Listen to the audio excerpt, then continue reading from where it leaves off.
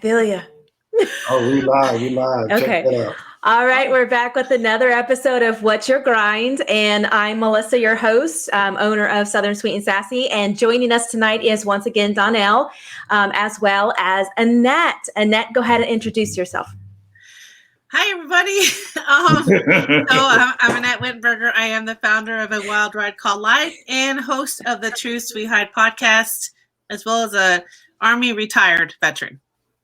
And go ahead, Donnell. Johns, U.S. Army Command Sergeant Major retired, and the co-founder of Veterans Grow America, and I get to hang out with these two beautiful ladies.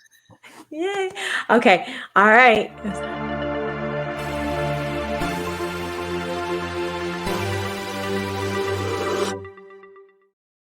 I really love that intro. I think I outdid myself making it. I really did. You did. I did. All right. So this is the first time I'm meeting you, Annette. So it's really nice to finally, outside of Facebook Messenger, but it's finally to, speak sort of video to face. So tell me a little bit about yourself outside of your intro. So the past 5 years, oh my God, yeah, it'll be 5 years, 1 November that I've been retired from the Army. I've went through a transitional period that was really difficult. So that's why I founded A Wild Ride Called Life. It started out as a blog to just share my own self-healing journey. And since then, it's much more than that. That's how I branched off and did the True Sweet Hide podcast, because I wanted to share other people's stories of overcoming triumph. And I now collaborate with other veterans, actually not just veterans, but I just love collaborating with other nonprofits, other people that are in the same space as me with mental health, because my passion and my mission is to end the stigma and to combat suicide. So that's everything I do is for that. Good, great. So what made you want to start your business, A Wild Ride Called Life? Because I was struggling. Like, I was in a really dark place, and I didn't feel like there was any other way out until I started talking about it and recognizing that I was going through things. Because, in the military, you are trained, you are raised to be tough all the time. And as a senior leader, there was no time to step away and get all in your feelings. You were supposed to be like 24/7. And so I was so used to doing that for over 30 years. And I said, enough's enough. I have to do something about it. So when I started talking more about it, I first started writing about it. And then I moved into talking about it, and I started to see that I wasn't the only one. And I just knew that there was something I had to do. My kids are now 18 and 20, and they saw me in my darkest days. And I wanted them to see that you could come out of it, because this generation, this society, the world, the way that it is, they're not making it easy for kids to talk about their feelings. And I thought, I need to give them that place, that space to be able to talk about it, because I don't want them to suffer like I did, and mine resulted from when I was a child. I had experienced childhood trauma, but I never talked about it, because that was in the 80s and you didn't talk about stuff like that. So now I'm 45, and now I'm like, enough's enough. This is what's happened, and I'm not ashamed anymore, and it was hard, but I really love helping other people, to find their voice, to find the strength and the courage to talk about it, because it's not getting easier. And it's, one minute we think it's okay, and another it's not okay. So it's like, when is it going to stop? So I do every single day. I wake up and I'm like, okay, who am I going to help today? How am I going to help someone, either through writing or podcasting or a virtual summit, whatever the case is. It's all surrounded around that. That's my thing. That's my jam. So that's what I live for now. Yeah. And it's funny because, I was talking to Shalanda yesterday, and what we go through as women in the military is vastly different than what the men go through. And we do feel like we have to step it up. Because, in the military self, it is a man's world. And there's so many things, there's so much trauma, that has happened, like for women in the military, that doesn't get a lot of light shed on. The military tends to like tamp that down, and, sweep it under the rug. So now it's the time for it to be brought to light, and for it to be known that, yeah, I mean, it's not all peaches and cream, Right. in the military. Everybody has their own journey, and everybody has their own trauma that they've been through. I mean, I have, in the military too. I'm not innocent. I've had my own trauma. So, but just hearing your story and Shalanda's is like, it's like, wow. I mean, you guys are so strong, and it's encouraging that you guys, have came out and told your story. No, I appreciate that. Now that I've been doing this podcast for over a year now, I've met so many incredible people, but one that really stood out to me was he was my former division commander, retired General Petard. He wrote an article, or he was featured in an article back in 2009 talking about depression. And I reached out to him immediately. I was like, sir, this article just, wow. I mean, thank you for being so vulnerable to share that, because as a general, you don't hear that. You don't hear them admitting to that. And I've been in contact with him ever since, and I even interviewed him on my own podcast, because I feel like that's where it needs to start, from the top. The top needs to say it's okay to not be okay. It doesn't make you a bad leader. It doesn't make you a bad soldier. You just let us create this safe space for you to go get help without being judged, without thinking you're going to lose your security clearance, without all these things. And I just thought it was amazing. And I thought, we need more of that.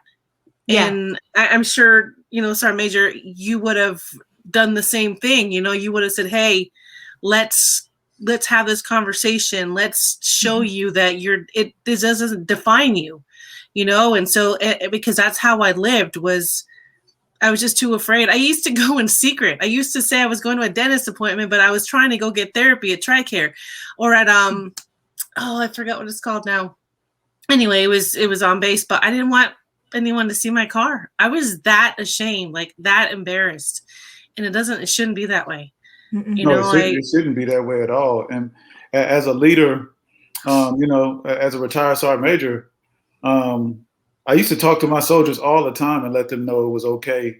If you need help or you need someone to talk to, go talk to somebody, and it's important that you let that stuff off your chest, because the more that you keep it in, it gets worse. And so I'm glad that you, number one, are telling your story, which allows people to tell their story.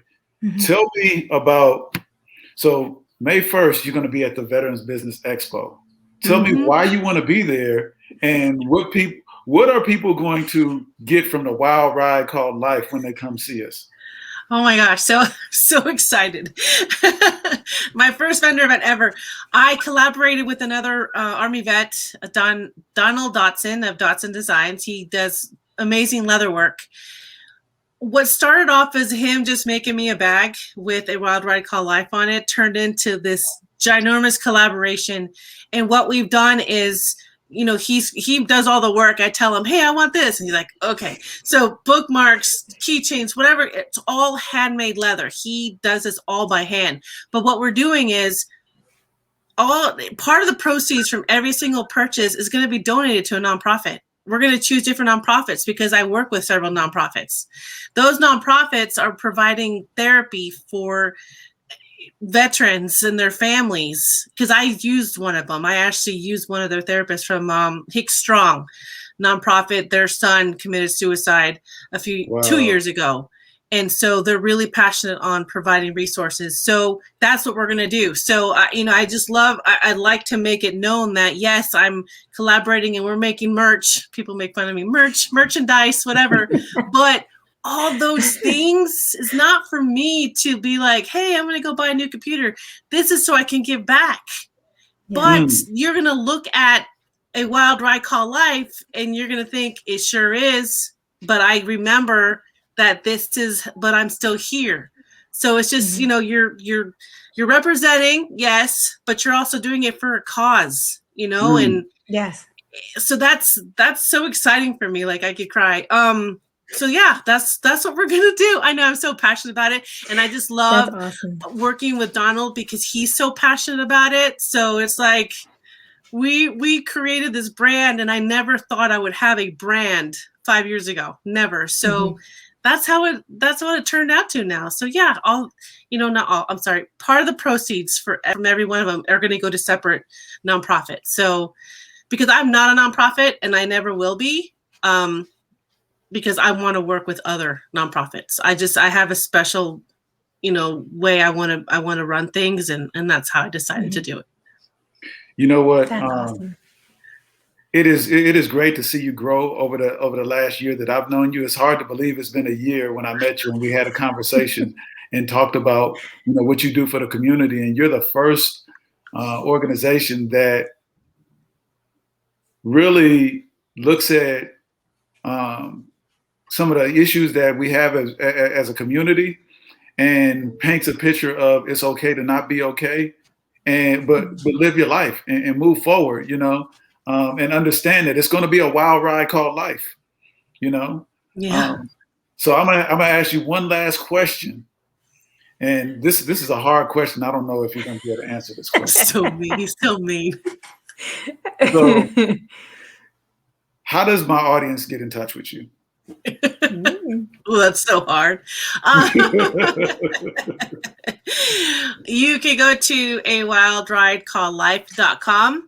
What I love about going through the website is that you can be anonymous. So, and I've had people do that. They reached out anonymously and just to be heard. And so that's the best way. If you don't mind not being anonymous, you could go to wildridecalledlife@gmail.com and email me. We love it. And she also has Facebook, and all this information is going to be in the description: Insta, Twitter, LinkedIn, Pinterest. She has a lot of platforms. So definitely take a look at her description and you'll be able to reach her one way or the other. Absolutely. So I want everybody to come out May 1st for Belvoir at the Veteran Business Expo, where you get to see amazing people like Annette and myself. I'll be wearing my Red Friday shirt. If you don't have one, get one. But at the same time, follow Annette, because you know what? This is a wild ride called life. You're living in it.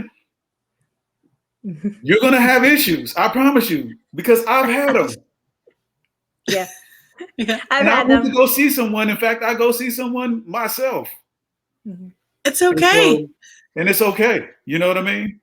And we're just here, this organization is put together because we have individuals like every last one of you that needs to have a group of people that have passions, that want to achieve their passions and greatness, but we can do it all together and not alone.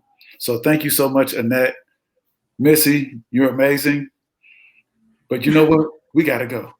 Y'all have a blessed day. Thank you. Bye.